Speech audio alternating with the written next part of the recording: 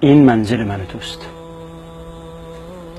اتاق خواب، رخت خواب و محل زندگی، کاخ و قصر من و توست. بایستی سالهایی را در اینجا سپری کنیم. 100% در اینجا وارد خواهیم شد. هیچ کسی نیست مگر اینکه اینجا وارد بشه. رسول خدا صلی الله علیه و سلم آخرین پیامبر، محبوب ترین شخص نزد الله بود، اما وارد این قبر و این منزل شدند. این سرای ابدی است. آیا دوست داریم مساحت این اتاق رو ببینیم و مساحت این کاخ و قصر رو ببینیم؟ رخت خوابی که برای هر انسانی آماده شده رو دوست داریم ببینیم؟ فضای تفریح، فضای باقی ماندن، همه در همین چند وجب بیشتر نخواهد بود.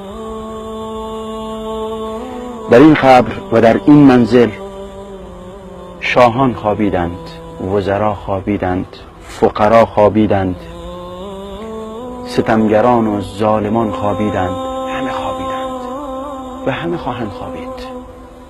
کل من علیها فان و یبقى وجه ربک ذو الجلال والاکرام. در این قبر و در این منزل همه ما را فراموش خواهند کرد.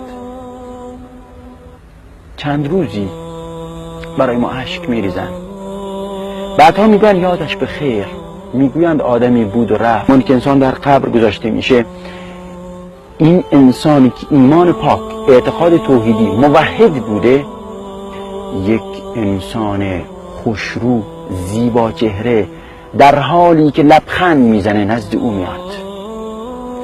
انسان مرده بلافاصله میگه تو چه کسی هستی؟ میگه من نمیشناسی؟ من همون عمل صالح تو هستم.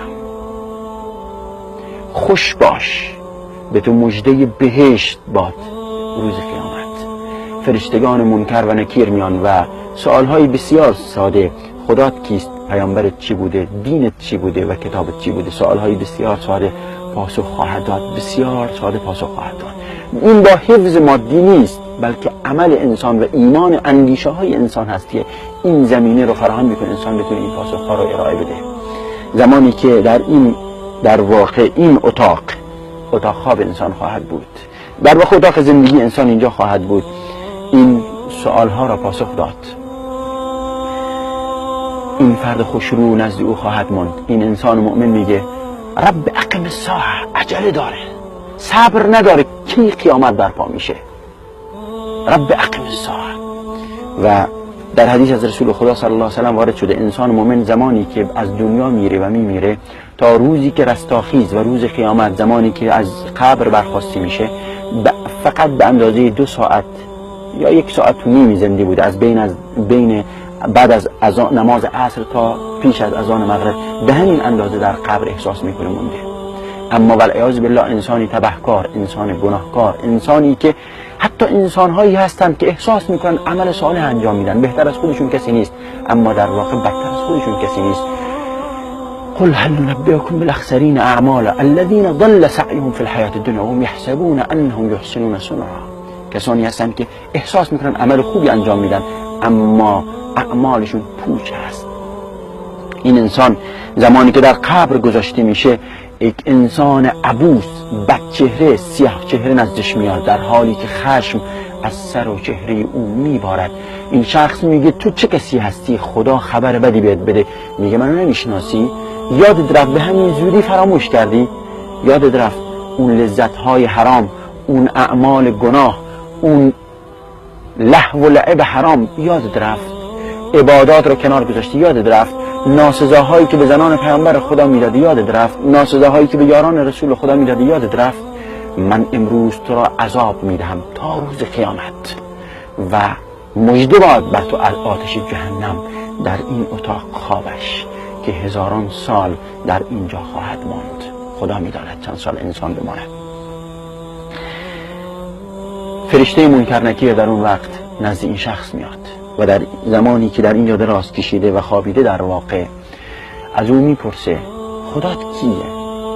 من ربک، خدات کیه؟ این شخص میگه ها نمیتونی سخن بگه، دیدین شاگردهای تنبل کلاس زمانی که معلم ازشون چیزی میپرسه پاسخ بلد نیستن، ها میگن. این انسان هم همین حالت رو داره، میگه ها سمعت الناس یقولونها فقلت کما قالوها. میشنیدم مردم یه چیزهایی میگن، منم همون اعمال رو مانند مردم میگفتم. اون فرشته مانند صخره و سنگ بسیار بزرگ بر سر او میزنه و میگه نمیدونستی و نمیدونستی. ای انسان به حال خودت رحم کن، به حال این خانه ابدی است، آبادش کن. ای انسان این منزل را آباد کن. آبادی این منزل بسیار ساده است، نمیخواد در شبانه روز 8 ساعت سر کار رفت. بسیار ساده، اعمالی بسیار که در زندگی دنیا به صلاح انسان قبل از اینکه در این کاخ و قصر به صلاح انسان باشه. اون همونطور گفتیم ارکان ایمان و ارکان اسلام بسیار ساده است و هیچ سختی و مشقتی که مگه وارد قبر میشه این دعا خونده میشه: بسم الله و علی ملت رسول الله. بسم الله و علی ملت رسول الله خونده میشه و بعد از اون این در واقع تخت سنگ هایی که به این صورت ترتیب داده شده بر این میتی که دفن شده به این صورت گذاشته میشه. این تخت سنگ ها برای این که در واقع خاک بر یا جسد میت اذیت نبینه و این بخش لحد گفته میشه و این به این صورت این لحد پوشیده میشه و به این صورت ما این رو میپوشونیم.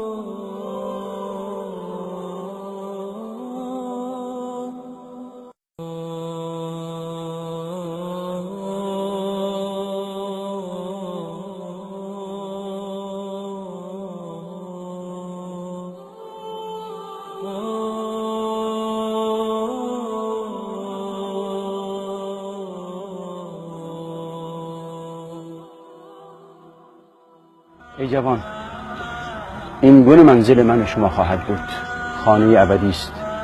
برای این روز خود را آماده کنیم و جدی بگیریم،